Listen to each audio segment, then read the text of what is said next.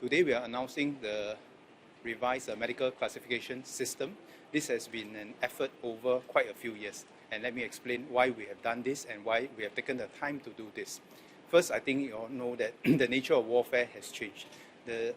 What we used to call combat fit, non-combat fit, what we used to call front line and the back, I think all those are concepts that have been superseded by technologies and warfighting concepts. So today, actually there are many forms of what we would call combat fitness. It's not just the usual muscular activities that you can do in the past that matters. Today there are many other things that technology has enabled many of our people to do more and to do better. So all this allow our people to fulfill their potential and actually allow them to do what they are most suited for. Now, to your question about why we took the time since 2021 when we first announced this concept, and that's because it's a very deliberate decision that we want to do, and it's a deliberate process. Over the last few years, we have taken the time to map through our directory of vocations, the physical requirements for the different vocations, and very importantly, we have done tests and pilot trials with many of the enlistees. This goes into the hundreds. And from the results, we are much more confident that our assessment of what they can do and what they cannot do have become more precise. And very importantly, we didn't do this independently just within the SAF. We have also consulted the specialists and the consultants beyond the SAF, and over the last few years with the experiences that we have gained, we are now very confident that this system is much more robust. This system is much more able to allow our NS men to make a better contribution. And the other thing that we have observed over the last few years has been that actually our medical classification system has been pretty robust. Every year for all the tens of thousands of people that we classify, less than 1% would have made an appeal to reclassify based on what they perceive their own medical conditions might be. But it's very interesting that times have really changed.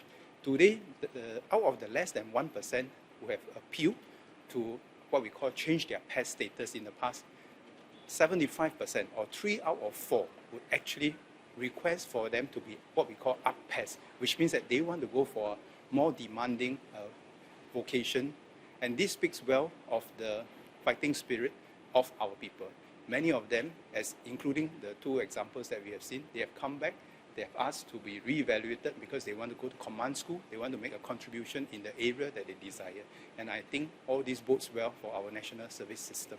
So it has taken a bit of time because of the robust process that we want to assure ourselves that the safety of our enlistees and NS men is never compromised. And with the experience of the last few years, having done the pilot with a few hundred people, having gone through the external consultation process, we are very confident that this system, this revised system, will be better able to address the needs of our NS men. And to the question about our manpower requirement, actually I must explain this. We don't do this thing to meet the current or future manpower requirements. We do this in order to allow our NS men to best fulfill their potential. And let me explain why. Actually for us, we run a conscript system. For us in the MINDEF and SAF, we know the number of people that will come in to serve 18 years before their time, right? We don't suddenly expect, oh, why is it that we have so many people next year or the year after? Actually, it doesn't work like that. We already know the number of people expected to come in to serve 18 years in advance. That's why we have a saying in SF, we cut our coat according to the cloth that we have, 18 years in advance. And with the numbers that we know 18 years in advance, we will design our fighting systems, we will equip our people according to what we will have. So we know what is what we call the OBAT, or the Order of Battle, that the SAF will have in 18 years' time.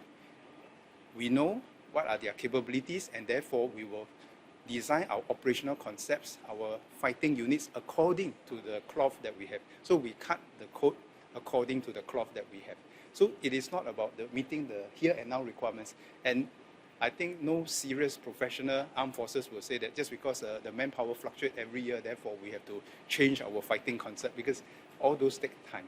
So today, in fact, actually, if you ask me, do we know how many people we will have in our conscript service in 2040? Yes, we know already, because the people are already born. and we will know the numbers, and we will design our number of units, design their operation fighting concepts. We'll look at the equipping way before they even come in. So that is why it is not about addressing the here and now manpower needs. It is actually about planning forward on how we best deploy our people.